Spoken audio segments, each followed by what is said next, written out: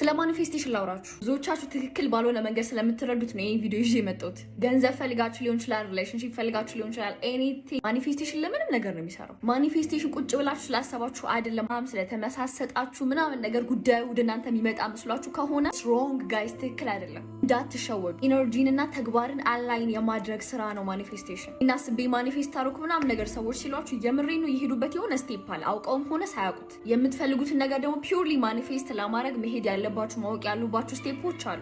ምን መሆን እንዳለባችሁ ልንገር። you have to be spiritual። ሁለተኛው ደግሞ ሰርቴኒቲ ያስፈልጋችኋል፣ እርግጠኝነት።